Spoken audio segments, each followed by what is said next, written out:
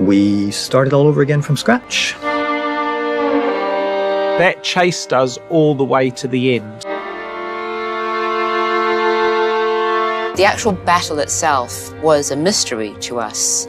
We didn't know what we were doing.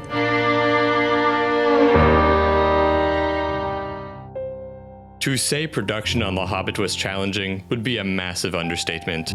Producing a film like The Hobbit involves hundreds of millions of dollars, thousands of employees, and thousands of hours for planning, production, and post-production. Regardless of personal views on The Hobbit, no one can deny that these films were not received as kindly as their Lord of the Rings counterparts from 10 years earlier. But why? The creative team behind The Hobbit included many of the same staff from Lord of the Rings, the same director, same artists, same studios, same writers, and the new people that were brought in are undoubtedly some of the most talented in their fields. Everything was stacked in The Hobbit's favor. These films should have resulted in unanimous praise. Instead, however, they remained divisive. Why? Everything was stacked in these movies' favor. Everything.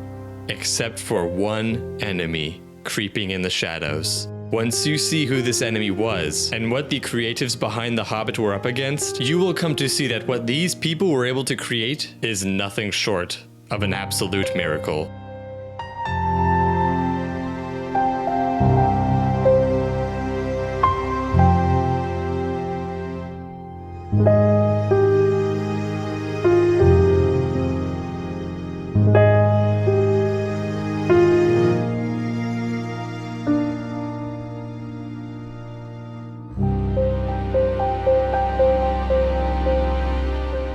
The actual beginning, though it's not really the beginning, but the actual flashpoint was, I remember very clearly. I can still see the corner in my house in 20 North Mill Road where it happened. I got an enormous pile of exam papers there, and marking school examinations in the summertime is an enormous, very laborious, and unfortunately also boring. And I remember picking up a paper and actually finding. I nearly gave an extra mark for it, extra 5 marks, actually. There was one page on this particular paper was left blank. Glorious. Nothing to read, so I scribbled on it, I can't think why. In a hole in the ground there lived a hobbit. I think that was eventually published in 1937.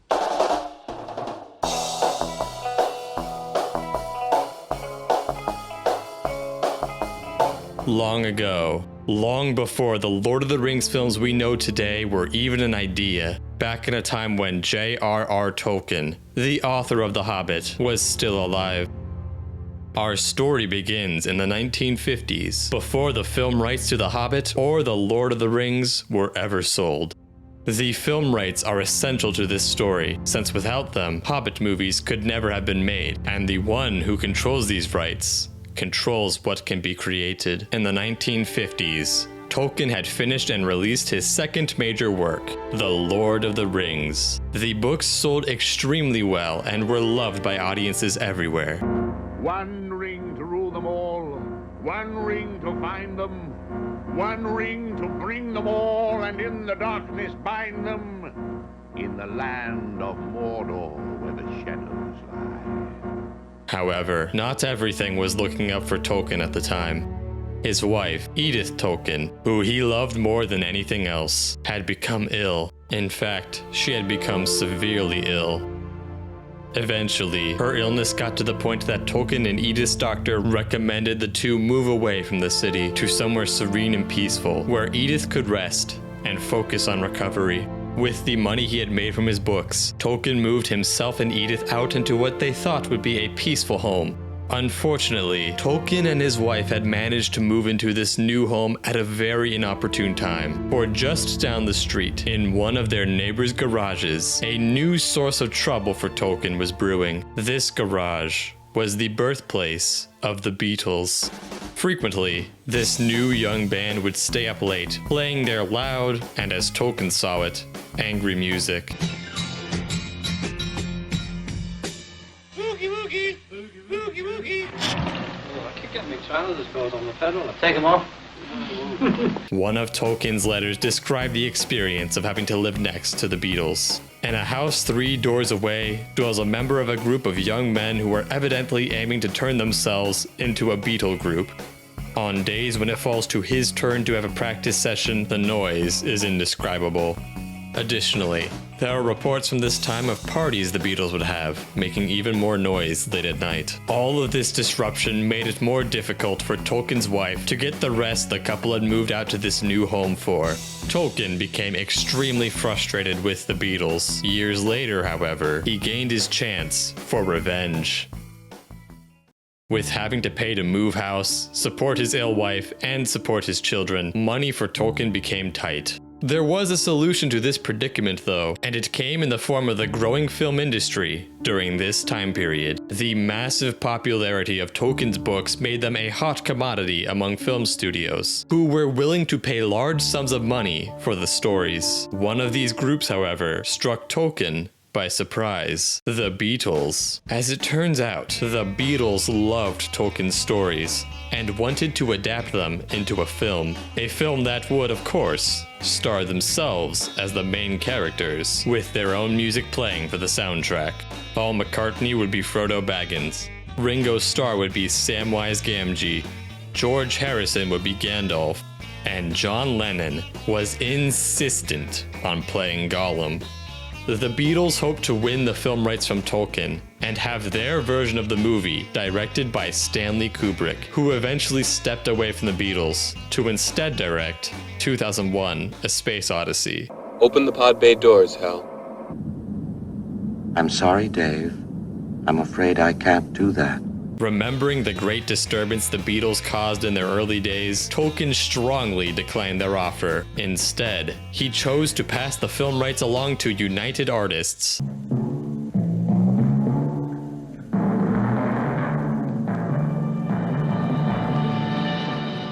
United Artists then sold them to the Saul Zaentz Company, while United Artists maintained distribution rights. The Saul Zaentz Company would eventually become Middle-earth Enterprises, the company that now owns many of the rights for Tolkien's works.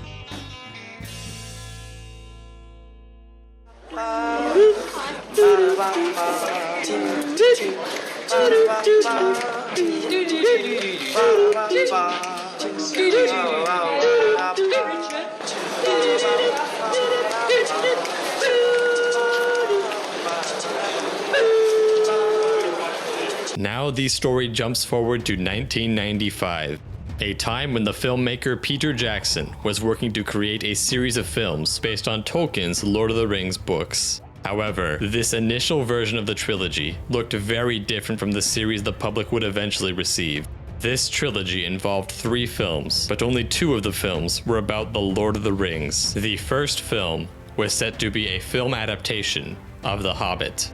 While investors and producers admired this idea initially, including Harvey Weinstein, who originally funded the project, there were issues with gaining the rights for The Hobbit.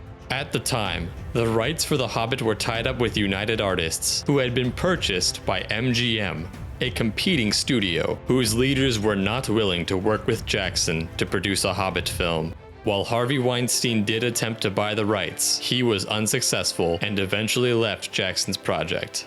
With Weinstein out of the picture, Miramax, a Disney-owned company, decided to help produce Jackson's version of The Hobbit and Lord of the Rings. Disney, however, was unhappy with Jackson's idea of splitting the Lord of the Rings into 2 films, and instead wanted the Lord of the Rings to be condensed into only 1 film. At this point though, New Line Cinema came along and agreed to make a Lord of the Rings trilogy with Peter Jackson, officially spreading the story of the Lord of the Rings into 3 movies, 1 movie for each book. New Line Cinema purchased the rights for the Lord of the Rings, and those movies were thus created. After the Lord of the Rings films were released to massive success, New Line began to ponder the possibility of creating films from the Hobbit book. However, MGM was still unwilling to budge on the idea of working with New Line to create a Hobbit movie, and since MGM held the film rights to The Hobbit, the idea was scrapped.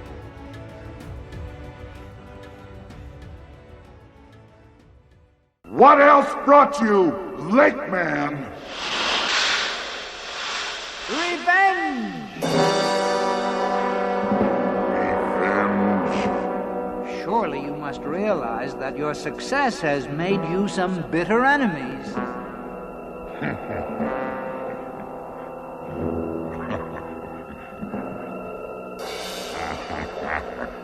A few years later in 2005, more trouble began to brew. Peter Jackson filed a lawsuit against New Line Cinema, claiming New Line did not live up to their contract and had withheld money from Jackson. This infuriated the heads of New Line Cinema, to the point where New Line co-founder Robert Shea made a statement claiming Jackson was greedy and would never be allowed to direct a New Line Cinema film ever again. But unfortunately for New Line Cinema, Peter Jackson had a new, unlikely ally on his side, MGM. During the time of this lawsuit, MGM had been going through restructuring, which involved the hiring and firing of staff members. At the end of all of this, MGM was under new leadership, and this new leadership was eager to produce a film based on The Hobbit. In fact, this new leadership wanted to partner with New Line Cinema and have the two studios create this film together. There was just one problem though. MGM admired Jackson's work on The Lord of the Rings and demanded he be involved in the creation of this new Hobbit film. New Line Cinema was furious at the idea of having to come to a compromise with Jackson, so they denied MGM and continued to fight Peter Jackson in court. During this time of strife between New Line and Jackson, business was not going well for New Line. By late 2007, many of the films New Line Cinema had created were major monetary failures, and the studio needed to find a new source of income, fast. At first, New Line wasn't sure what they could produce that would guarantee a large amount of money quickly, but then, New Line remembered that MGM's deal to co-produce a movie for The Hobbit was still on the table. With their desperate need to make money growing stronger every day, New Line finally decided to stop fighting Jackson and to attempt to repair their relationship with him. The lawsuit was settled, although New Line Cinema never provided their accounting papers as proof that Jackson had been paid properly, so they were fined an additional $125,000. New Line was desperate, so they paid the fine and wrote up a deal with MGM to set production of The Hobbit in motion. This initial deal did not set Peter Jackson in the director's chair, but instead made him an executive producer. This change of position was Jackson's own idea, since he claimed he did not want to compete with his own Lord of the Rings films and would allow a new director to paint their vision for Middle-earth. At the time, no director had been chosen for The Hobbit, and the plan for the films was in very early development. What had been decided upon for this adaptation of The Hobbit, though, was that it would involve 2 films, with each film being granted a budget of $150 million. Pre-production would likely have begun in 2008, and the 2 Hobbit films were scheduled for release in December of 2011 and December of 2012. Unfortunately, this version of The Hobbit would soon run into even more conflict. With the year of 2008 came a new lawsuit against New Line Cinema, this time from the Tolkien Estate. The Tolkien Estate manages all the properties of J.R.R. Tolkien and also owns their copyrights, including Lord of the Rings. Oh, Señor Isidro, it's a killer deed. I will take the ring, though I do not know the way. When the initial deal allowing the usage of the Lord of the Rings property was granted to New Line Cinema, the Tolkien Estate was promised an upfront payment, as well as 7.5% of all revenue made from the films. The Tolkien Estate claimed New Line never paid them their share of the revenue, and instead only paid the $63,000 upfront cost. The Tolkien Estate demanded $200 million, and would not allow production on The Hobbit to go through until this lawsuit had been settled. Even with production of The Hobbit being halted by this lawsuit, New Line and MGM still made preparations for the production of the film while the lawsuit was fought. It was at this time that Guillermo del Toro was hired to direct the 2 Hobbit films. The choice of hiring Del Toro was considered a strange yet interesting choice at the time, especially considering Del Toro had once said that he didn't like little guys and dragons, hairy feet hobbits. I don't like sword and sorcery. I hate all of that stuff. So, if Del Toro hated fantasy so much, why was he so eager to work on The Hobbit? The answer lies with Peter Jackson. Del Toro admired what Jackson created with Lord of the Rings and wanted to work on a project with him. In fact, the two had originally planned to co-direct a film adaptation of the Halo video game back in 2005, but this ended up falling through. This time with The Hobbit was Del Toro's opportunity to finally create a film with Peter Jackson. I wake up every day, I go You're living see, in reverse. Absolutely. I'd rather do it like that. I go to see friends that I admire and that they are incredibly dear to me, and I spend all day with them creating monsters, creating cities, in love with the same narrative. And just, when Peter, Fran, and Felipe and I are in the same room, it's all like when you're a kid and you say, and then the eagle comes down, and it's really that energy, except we have a very well-financed sandbox. Yes. We have the toys. Yes, so it's all there. It's a unique opportunity. I mean, I think this is, I must have done something right in my past lives, because this is major dharma. By August of 2008, the lawsuit between the Tolkien estate and New Line Cinema had been settled, with New Line agreeing to pay the Tolkien estate $38 million, a deal the Tolkien estate found to be agreeable. I just thought before we get going with District 9, I'd give you a little bit of an update on The Hobbit. We're about, because everything's a process, it's a pipeline, and we're about 3 or 4 weeks away from delivering our first draft of the script of the first movie to Warner Brothers. Because the film's not greenlit yet. We have to submit a script, the studio have to read the script and like it, and then once we have a script, we can then do a budget, and we have to figure out how much the films are going to cost, and the studio have to then agree and greenlight the movie. So it's a process that we haven't really even got to the point that we're greenlit yet. So if any of you want to see The Hobbit, you could drop Warner Brothers a line and encourage them to be kind to us. With the lawsuit now over, the Tolkien estate allowed pre-production of the Hobbit films to move forward. Peter Jackson, Fran Walsh, and Guillermo del Toro all worked on the script for these movies from separate locations around the world. The team would call each other throughout the day to share what they had worked on and to plan more elements of the script together. As time passed on, each member of the team began to spend more and more time working on the script, with each member eventually clocking in at least 12 hours a day to work on the script. Come March of 2009, and the story outlines and treatments for 2 Hobbit films was complete and approved by New Line and MGM. With these outlines finished, work on the full screenplay could commence. At first, work on the script was going smoothly, and the studios planned to begin shooting in 2010 with a filming timeline of 370 days. However, as time wore on, creation of the screenplay began to falter. In November of 2009, Peter Jackson reported to the studios that writing for the screenplay had not progressed at the pace the studios had been expecting, and that the final screenplay would likely not be complete until 2010. Having the script be delayed this far back was a major setback for the studios and everyone involved. A delay like this throws off an entire production timeline for a film. When the film is as large-scale and complicated as the Hobbit films, these delays could be disastrous. 2010 was approaching ever sooner, and the script was still unfinished. And no casting decisions had been made at this point either, pushing the film even further behind schedule. But I know that there's a lot of speculation about casting and who's playing different roles. I just want to be able to say, because it may avoid some of the questions later on, that, we haven't got to the stage that we can offer anybody a role yet, because obviously we have to be green-lit. We have to have the authority to be able to make offers to actors.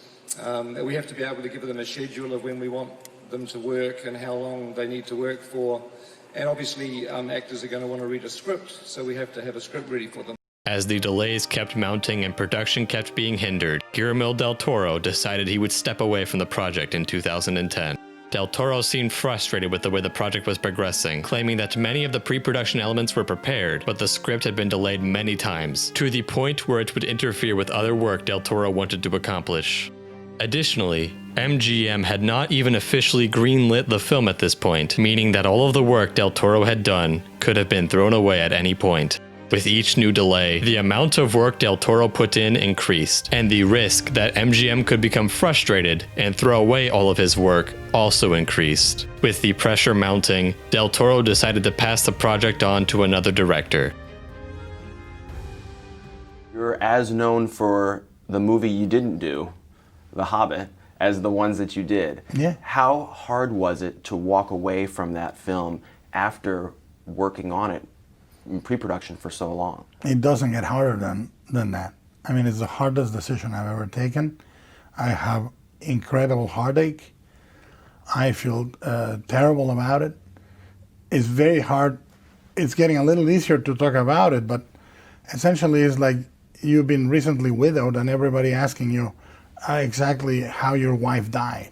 It's pretty morbid. And what helped you make that decision? There was no other choice. I mean, I kept postponing, I kept fending off the problems, I kept compartmentalizing, we did everything we could.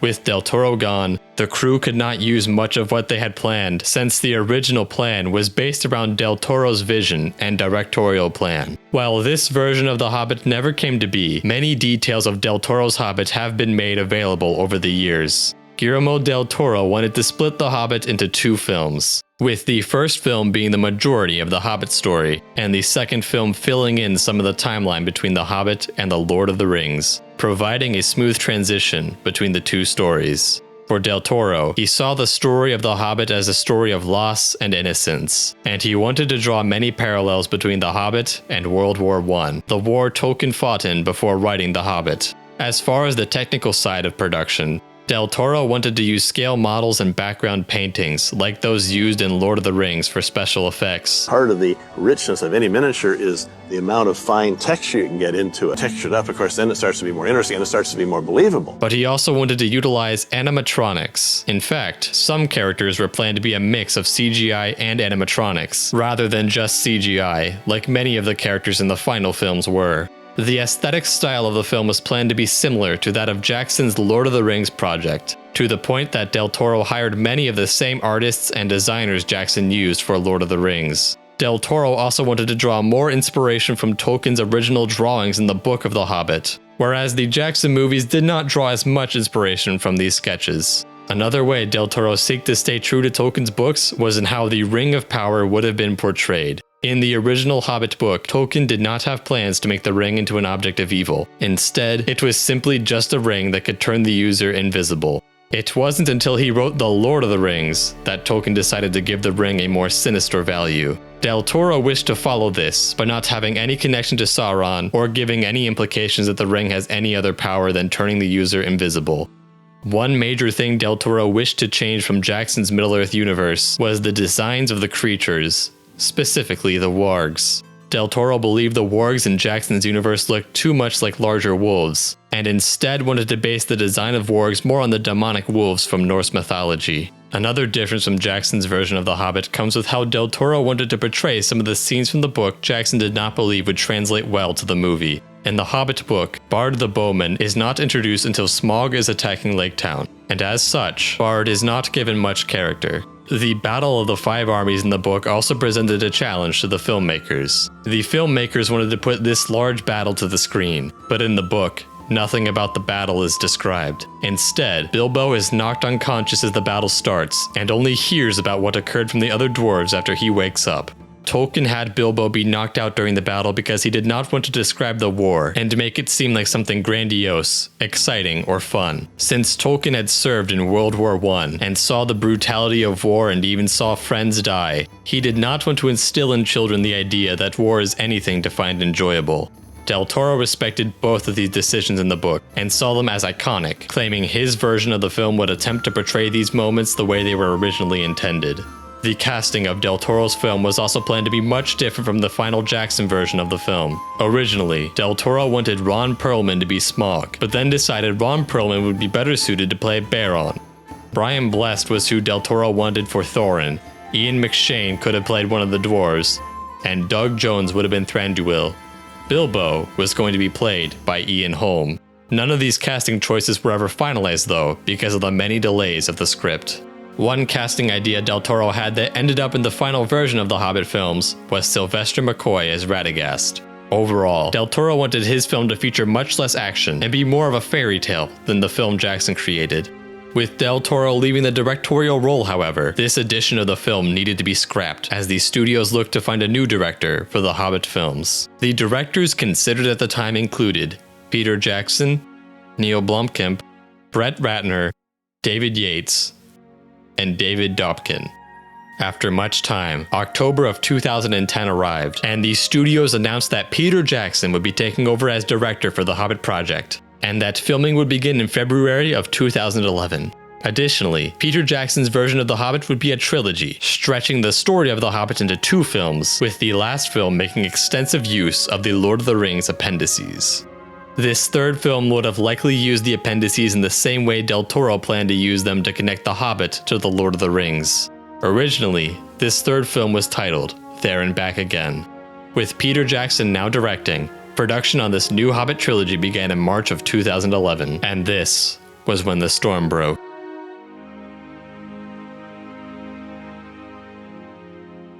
He never got a chance to prep these movies.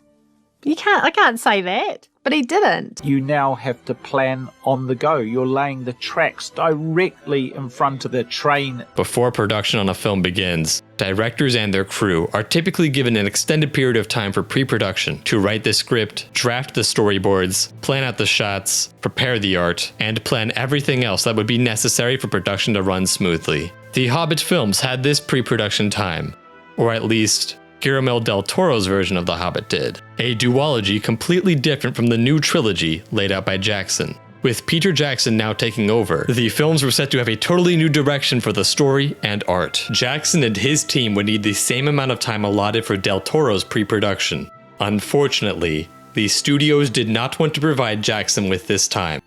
We had a couple of years with Guillermo working up designs, working up concepts. We didn't wind the clock back a year and a half and give me a year and a half prep to design the movie I was going to make, which was different to what he was doing. The Hobbit films had already been delayed many times, and the frustration of the studios grew. New Line Cinema was especially frustrated, considering these Hobbit films were supposed to be an easy success for the struggling studio. Because of all of these frustrations, Jackson was given very little time to prepare. Some reports suggest he was only given 3 months. 3 months to start completely from scratch, design a new story, find actors, find crew members, and do all of the other preparations that took Lord of the Rings 3.5 years of pre-production to do. By the time shooting began, Jackson and his crew were woefully unprepared. Jackson himself claimed there were no storyboards and no finished script. When you're going onto a set, very complicated, and you're winging it. You've got nothing to go on, no storyboards, no previs. You've got these massively complicated scenes and you're just making it up there and then on the spot. If I was a director that hadn't had that 25 years of experience doing this in the past, it would have just been almost impossible. None of the crew members had time to prepare their teams, and as a result, very little was ever prepared in advance. Most of the time, the crew members and artists would rush to complete whatever needed to be done for that day of shooting, with no time to have tomorrow's supplies prepared. Every morning of the shoot, we're delivering the objects needed that day. There was none of this taking wonderful photographs in front of racks of armor completed a year before production as we did on Lord of the Rings. There was barely a plan, and nothing was ready. But with the pressure from the studios and production already being set into motion, it was too late to go back. And so, Peter Jackson and the crew had no choice but to wing it. Each day, shooting would begin with very little planned, and the crew would attempt to piece together whatever they could before production would end for the day. And the cycle continued, day after day, each crew team working hard to keep up with the pace. Jackson especially had a rough experience on production of The Hobbit. Peter Jackson explained in an interview that he had worked 21-hour-long days, only getting about 3 hours of rest at night. To make matters worse, the immense stress led to Peter Jackson getting an ulcer that put him out of commission for 6 weeks. Eventually, all of the stress and pressure of having no plan for a production this massive in scale got to Jackson, and he was able to get a break in filming. For 1 hour. We would just tell the crew to take an extended lunch for an hour or so, because I wanted to just get my head completely clear and be able to plot it through. There was so little planned that there was nothing at all prepared for the grand battle of the 5 armies. To push production along, a second unit directed by Andy Serkis had been delegated to shoot this grand battle. Without a plan, Serkis had the team work on general battle elements, hoping that maybe these elements could somehow be pieced together into a coherent battle sequence. We were beginning to just bank a whole load of fight elements. But the actual battle itself was a mystery to us. We didn't know what we were doing. Nothing had been formulated at all. Fortunately, this Battle of the Five Armies was the one segment of the film the studios were willing to delay, after Jackson pleaded with the studios to give them more time. All the work Serkis and his team had done was scrapped, and the battle put into the final movie was not filmed until a year later. Suddenly, very suddenly, we were finishing a few weeks earlier. It was a bit of a downer for the day, but I think everyone understood the decision behind it, and no one wanted to shoot something that wasn't ready. This lack of a true plan and absence of the time necessary to adequately prepare for a film shoot of this grandeur is what led to many of the shortcuts used for production on The Hobbit, most notably the heavy use of computer graphics. While Lord of the Rings is famous for its use of prosthetics and in-camera special effects, The Hobbit used much more CGI characters and locations. Peter Jackson even utilized a new technology for the film, a virtual film set. With this virtual film set, Jackson was able to hold a camera and shoot the film in a room with nothing around him but tracking information for computer graphics. These camera movements were then applied to a CG set that could be manipulated in post-production to better meet the needs of the film. Everything that this camera does is being recorded by the computer. So as I move around, I'm moving around in the virtual world. Oh, shoot, where the hell am I? Oh, it's a doorway. Without the time to complete character and set designs, computer-generated graphics were the best option for the Hobbit crew. The CGI graphics would allow the crew more time to finalize designs and add polish. Smaug the dragon especially needed this extra time, as Jackson and the rest of the team wanted to ensure that the design for Smaug was as polished as possible with their restraints. In fact, Smaug was not even fully realized by the end of production on the first film, and any Smaug elements in that film, such as arms, silhouette body, and eye, were all placeholders until the final design could be realized. This final design went through many different phases. Most early concepts for Smaug had his wings detached from his legs, but the design was eventually changed to the final design, where his arms are linked to his wings, a decision likely made in part as a result of the decision to animate Smaug using motion capture footage of Benedict Cumberbatch. Smaug's head experienced many changes as there were many different concepts for what his head would look like in the final film. Some designs appear closer to the final look for Smaug, but other concepts attempted to show Smaug's age much more than the final design, giving him long whiskers and skin with more wear. The creature technology utilized for the creation of Smaug was very advanced, allowing the crew to create a full muscular system for the dragon and move him in ways that would accurately match the movements of his muscles. These advanced computer graphics technology used for the film were only one of the many new technologies adapted to create The Hobbit.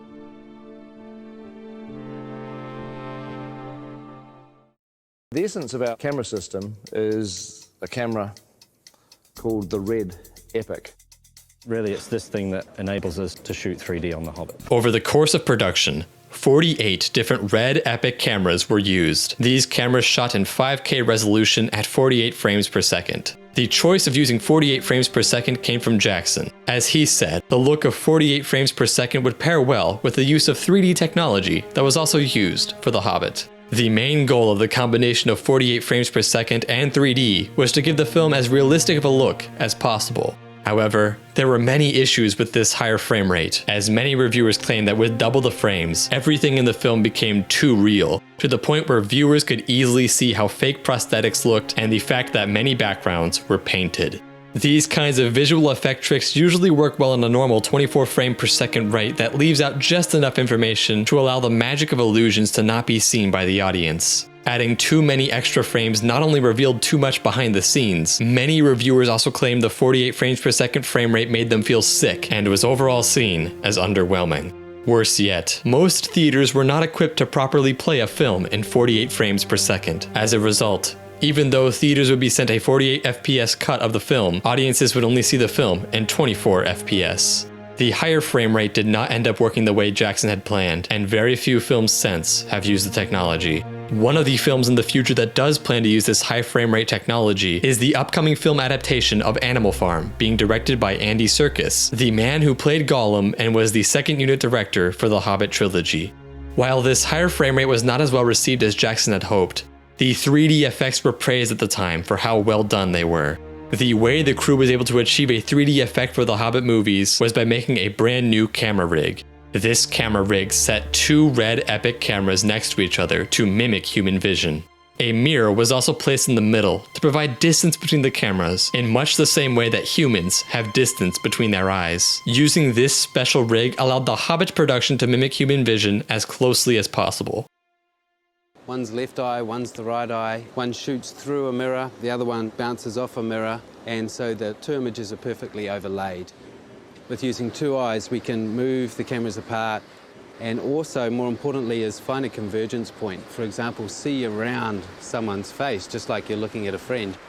With the technology set up and no script prepared, the film crew worked tirelessly on the Hobbit films, with an initial shoot lasting 266 days, and a second period of additional shooting later that lasted 10 weeks. Like most extended film productions, many memorable stories came out of this film shoot. Right from the beginning in May of 2011, 2 crew members received burns after gases ignited in the studio. Fortunately, no one was severely hurt from these burns. However, while no people were severely hurt during the production of The Hobbit, there are claims that some of the animals had been harmed during production. Well into production, PETA made a statement claiming 27 animals had died on the set of The Hobbit. The claims ranked from reports of sheep falling into sinkholes, chickens being mauled by unsupervised dogs, horses falling over steep embankments, and a horse being left on the ground for 3 hours after sustaining serious injuries. In addition to making these claims, PETA stated that Peter Jackson was a master of CGI, who should use CGI for all animals in the film. PETA's claims were quickly dismissed by both Jackson and Warner Brothers, with Warner Brothers going as far as to claim that PETA's sources of information were unreliable and had come from animal wranglers who had been fired over a year before PETA claimed the events took place. To this day, there is no definitive proof as to who is correct about the animal abuse allegations. But while those claims have not been properly backed up, there were plenty of other confirmed hardships the cast and crew had to endure during production. One example comes from the filming of the barrel sequence from the second Hobbit film. For this scene, an indoor rapids set was constructed so that the crew could have control over the water, thus allowing them to reshoot sequences as many times as necessary, without having to walk up and down a river.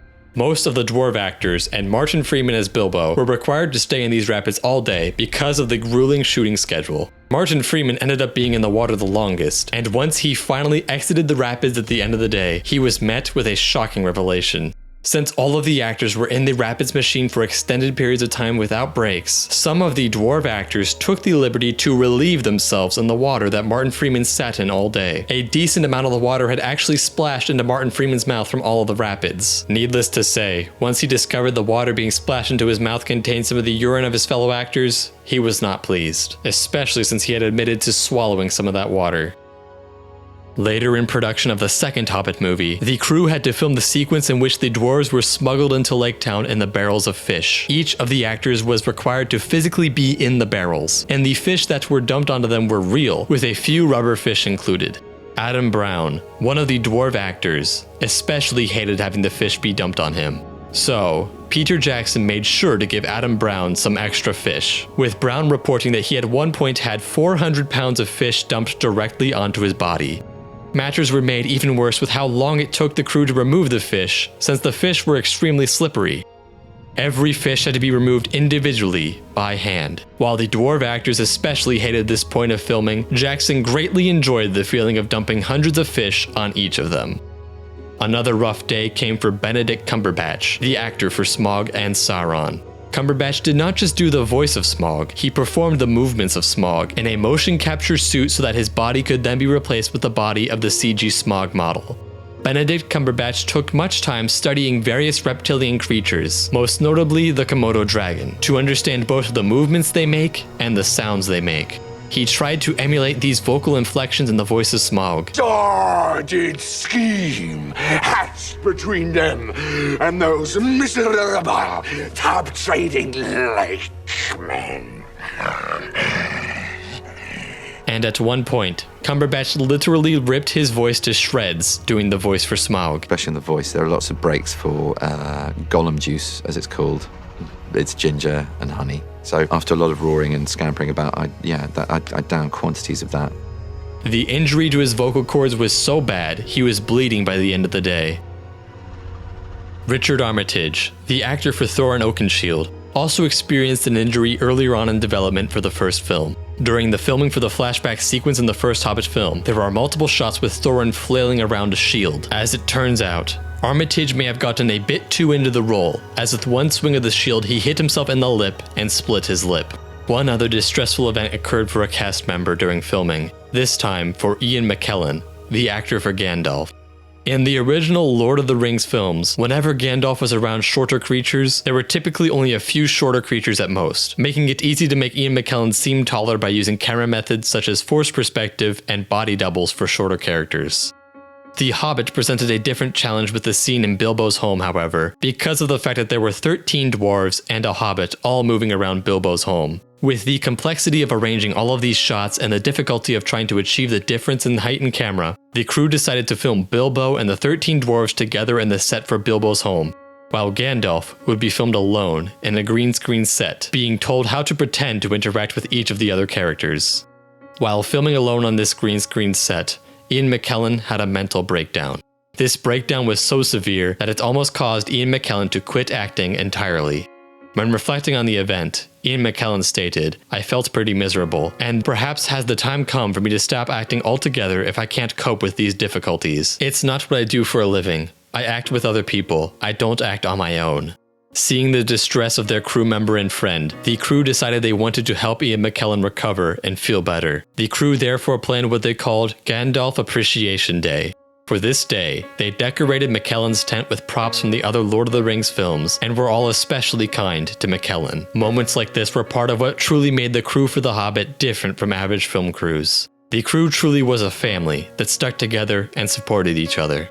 And not every moment on set was difficult. There were plenty moments of fun as well. One such moment comes with Stephen Fry, who played the Master of Laketown. In the film, the Master of Laketown was a character who frequently drank in excess, and apparently, Stephen Fry wasn't completely acting for these scenes.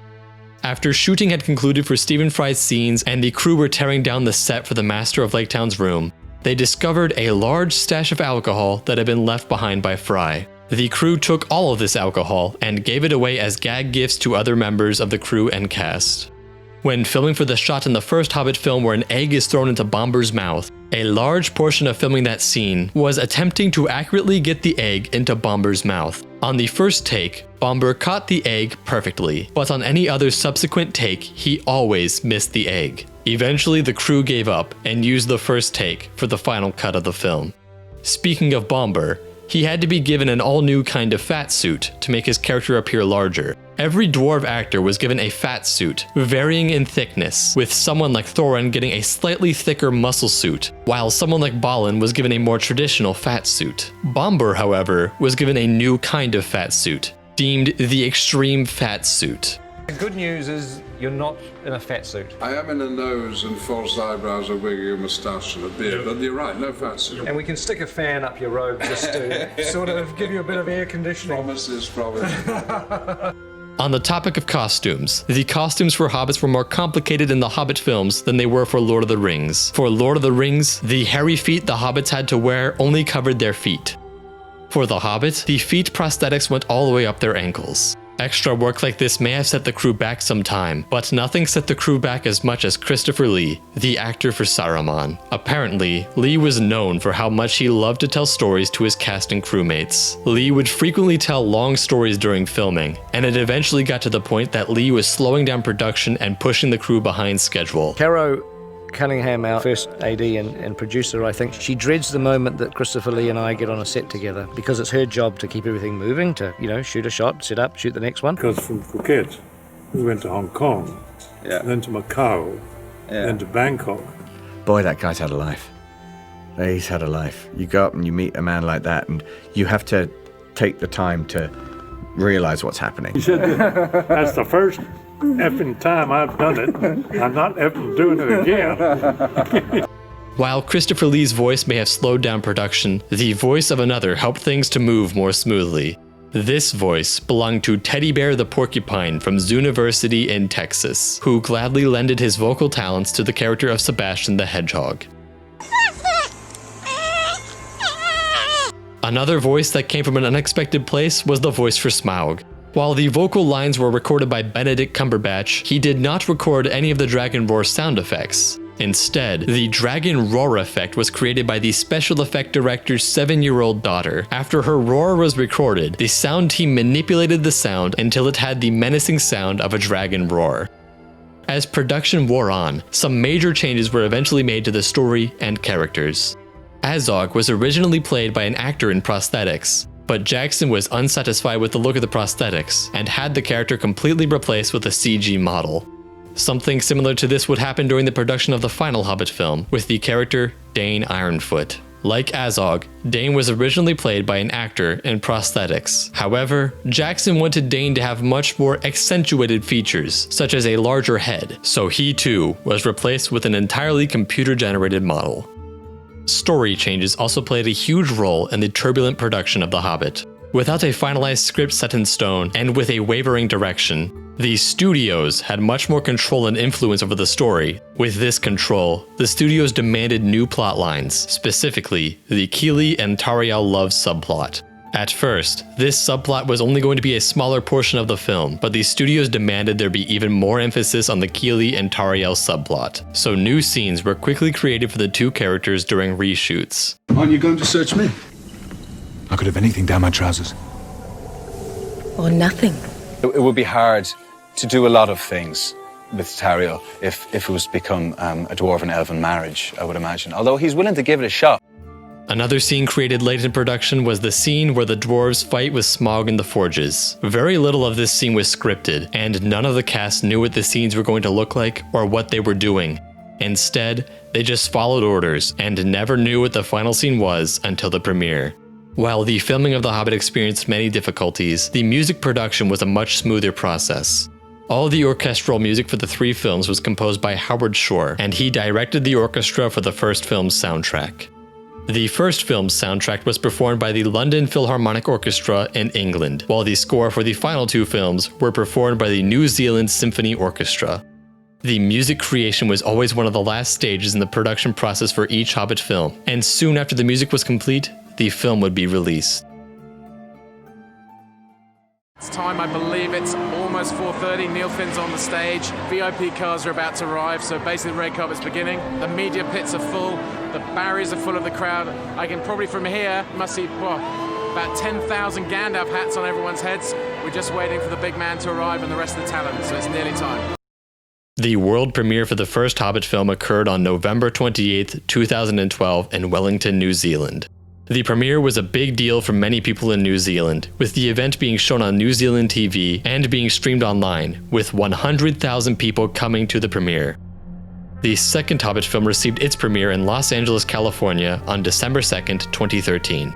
An interesting anecdote about the release of the second film is that the roar for Smaug was so loud that it broke one of the speakers at the midnight screenings in Brazil. The third and final film was premiered on December 11th, 2014 in London. During the promotion for this final Hobbit film, Andy Serkis and Lee Pace surprised fans that had camped out overnight to come to a promotional event. The two spent much of the night interacting with fans, resulting in both Serkis and Pace becoming very tired, with Lee Pace falling asleep on a fan's mattress. Before this premiere, when the third film was sent out to the ratings organizations to receive its age rating, it was originally given an R rating for the extreme amounts of violence. Specifically, the large amounts of beheadings concerned the ratings board. Because of this, the film was re-edited to be less violent, so that the third Hobbit film could maintain its PG-13 rating. The extended version of this film did have an R rating though, since some of the cut action was reinstated. The extended editions of all 3 films contain many of the deleted scenes for these films, and are the best ways to experience the content that was originally deleted from the film. One major point in the Hobbit trilogies that never made it to theatrical cuts or the extended editions was the inclusion of Aragorn. In some of the original casting plans for The Hobbit, Viggo Mortensen, the actor for Aragorn from the Lord of the Rings trilogy, was planned to make an appearance at some point in the trilogy. However, Viggo declined the deal, stating that since the character was not in the book, he did not want to see the character in the movie. When all was said and done, each film was massively successful. The first Hobbit film grossed over $1 billion, while the other 2 films grossed over $950 million each. While the film was a huge financial success for the studios, the creators did not receive much recognition. The first Hobbit film was nominated for 3 Oscars in the categories of makeup, production design, and visual effects. The second Hobbit film was nominated for sound editing, sound mixing, and visual effects, with the last film being nominated for only sound editing. None of these awards were won by the Hobbit films. This is the legacy of The Hobbit, a film series divisive among critics and never truly understood by fans. It is easy to watch the films and criticize the technology or the story decisions, but when the final product is compared with the immense pressure from the studios and the lack of time allocated to the creatives, these movies are a wonder. Under these similar circumstances, many other teams would have crumbled. Many other directors would have walked away, but this team was special. There was a special bond and care the team shared. They were all in this struggle together, all fighting to survive this unexpected, insane journey. The kinds of bonds formed in situations like that are truly something special. I'm a very unsentimental person, really, when it comes to work. And this wasn't really hitting me much, you know, like the magnitude of, it's my last day, you know, it wasn't really hitting me. Until Graham McTavish, who plays Dwalin, came over and said, "It's been really nice, man." His voice started to break and I was like, oh crap, I'm gonna go. You know, and it came out of nowhere. It was really strange. And then it does suddenly hit you that, wow, yeah, I came here 2.5 years ago with these people and we've gone through a real thing together, you know. This team accomplished the impossible, but more than that, they formed new bonds this crew could never forget. As Billy Boyd said in his last goodbye song played at the end of the third film, "Many places I have been, many sorrows I have seen, but I don't regret, nor will I forget, all who took that road with me."